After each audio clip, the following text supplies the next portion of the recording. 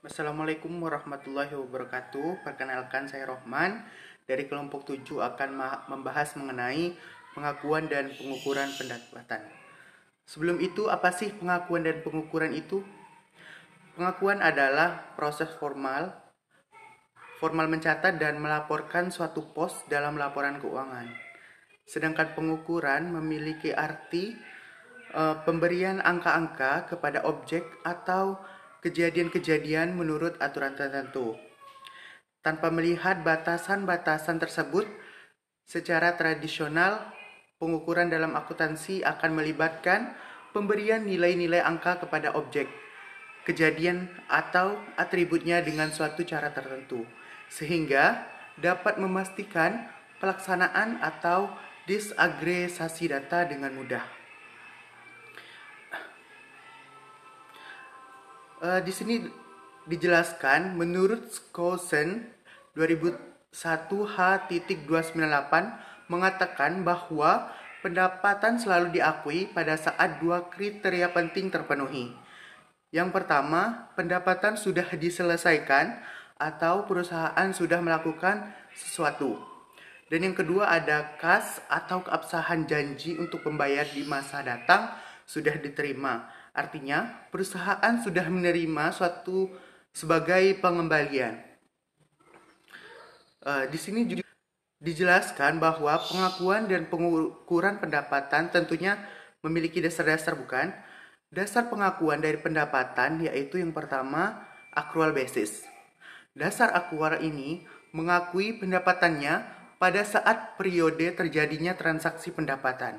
Dengan dasar ini, pengaruh transaksi dan peristiwa lain diakui pada saat kejadian, walaupun kas belum diterima. Untuk jurnal accrual basis ini, untuk kasus pada saat diakui pendapatan yang ditandai dengan perpindahan kepemilikan dari penjual ke pembeli itu dicatat sebagai piutang di debit dan penjualan di kredit. Sedangkan untuk kasus pada saat kas diterima itu dicatat sebagai kas di debit, piutang di kredit. Nah, yang kedua itu ada cash basis. Dasar tunai ini adalah pendapatan yang hanya diperhitungkan berdasarkan penerimaan dan pengeluaran kas. Dan penjualan barang atau jasa hanya dapat diperhitungkan pada saat tagihan langganan diterima. Untuk jurnalnya, untuk pada kasus pencatatan pada saat pendapatan dan kas diterima, itu dicatat sebagai kas di debit dan penjualan kas di kredit, atau bisa juga dicatat sebagai kas di debit, pendapatan di kredit. Nah, perlu kita ketahui, metode cash basis ini mempunyai kelemahan, yaitu pencatatan harus berdasarkan penerimaan kas. Maka, kas dan pendapatan disajikan dan dinilai dalam laporan keuangan terlalu kecil, sehingga hal ini dapat menyesatkan pemakai laporan keuangan.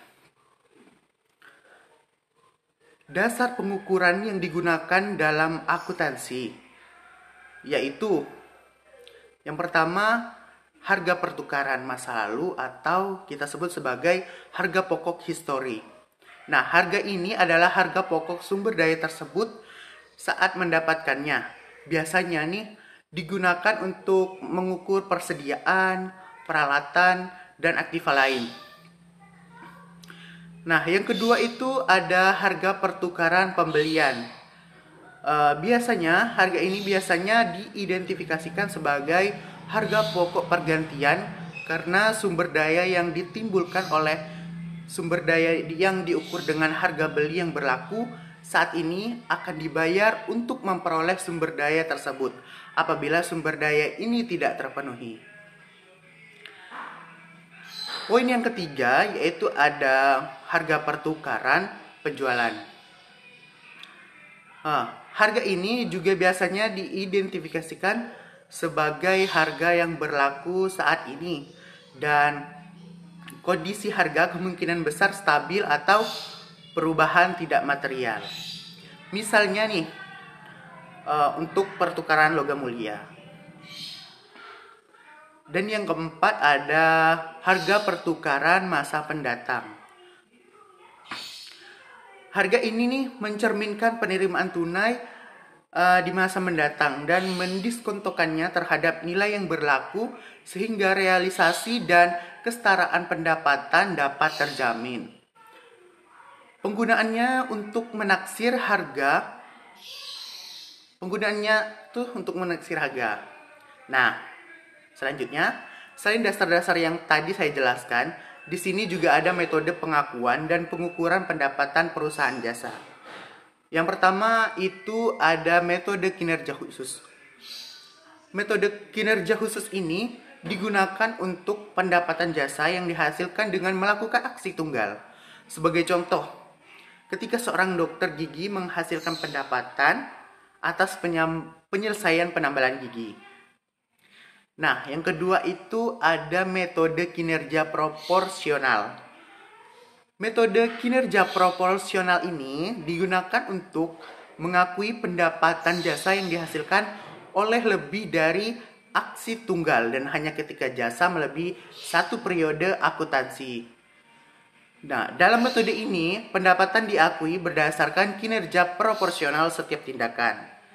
Metode kinerja proporsional dari akuntansi perusahaan jasa sama dengan metode presentasi penyelesaian.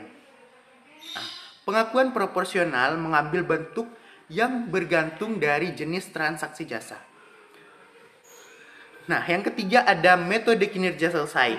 Metode kinerja selesai ini digunakan untuk mengakui pendapatan jasa yang dihasilkan dengan melakukan serangkaian tindakan di mana yang terakhir sangat penting dalam hubungannya dengan total transaksi jasa, di mana pendapatan jasa dianggap telah dihasilkan hanya setelah tindakan terakhir terjadi.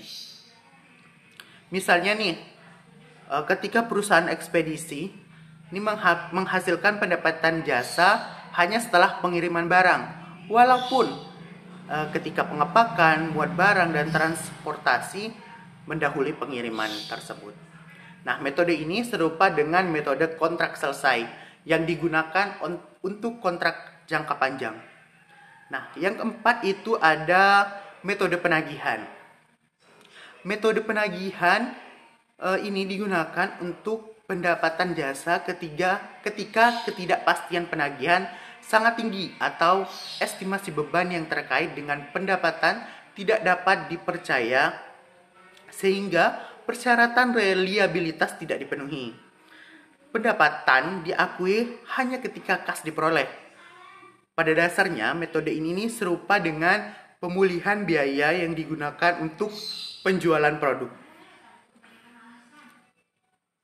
Terus bagaimana sih pengakuan dan pengukuran pendapatan berdasarkan PSAK? Nah, pengakuan masing-masing jenis pendapatan menurut PSAK itu ada 3. Yang pertama yaitu paragraf 14 PSAK 23 menyatakan bahwa pendapatan dari penjualan barang diakui jika seluruh kondisi berikut dipenuhi. Yang pertama ada entitas telah memindahkan resiko dan manfaat kepemilikan barang secara signifikan kepada pembeli.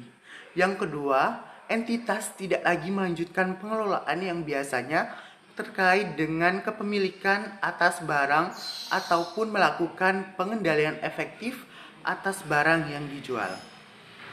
Yang ketiga, jumlah pendapatan dapat diukur secara handal. Terus yang keempat, kemungkinan besar manfaat ekonomik yang terkait dengan transaksi tersebut akan mengalir ke entitas.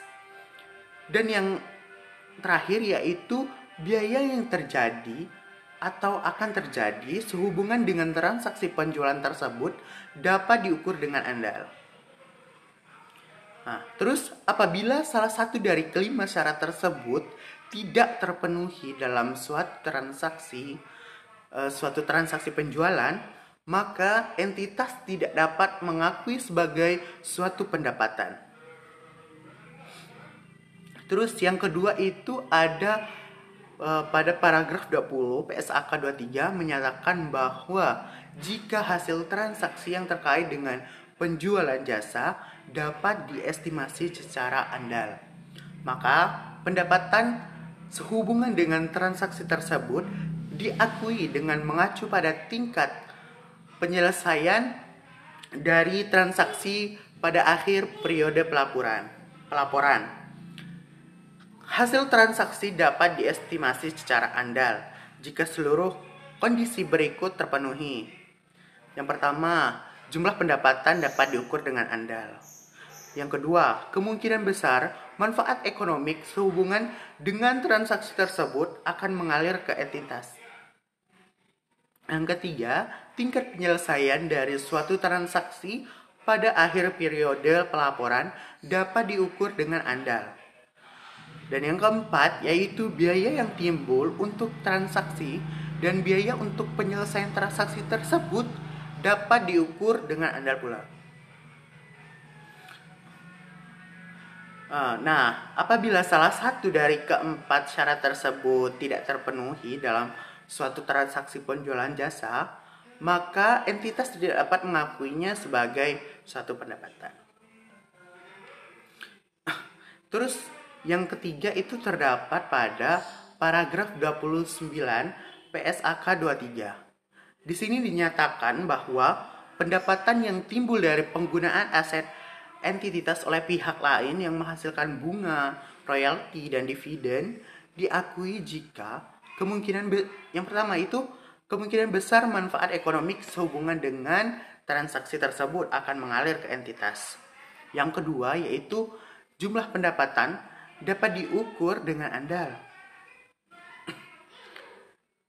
Nah, ukuran untuk menilai adanya kemungkinan besar manfaat ekonomik akan mengalir ke entitas, menunjukkan bahwa SAK sangat konservatif terhadap pengakuan pendapatan. Sedangkan pengukuran pendapatan menurut PSAK itu terdapat pada Pernyataan Standar Akuntansi Keuangan Revisi 2015. Di sini dinyatakan bahwa pendapatan harus diukur dengan nilai wajar imbalan yang diterima atau yang dapat diterima. Dapat dijelaskan bahwa jumlah pendapatan yang timbul dari suatu transaksi oleh persetujuan antara perusahaan dan pembeli atau pemakai aktiva tersebut. Jumlah tersebut diukur pada nilai wajar imbalan yang diterima atau yang dapat diterima, dikurangi jumlah diskon usaha dan rabat yang diperbolehkan oleh entitas. Baiklah kawan-kawan, itu saja yang dapat saya sampaikan. Terima kasih atas perhatiannya. Kurang lebihnya saya mohon maaf. Terima kasih. Dan sampai jumpa. Assalamualaikum warahmatullahi wabarakatuh.